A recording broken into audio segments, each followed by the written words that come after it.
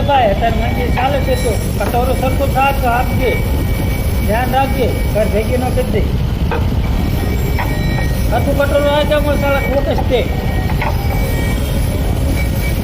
કેટલાક સૌ આવવાના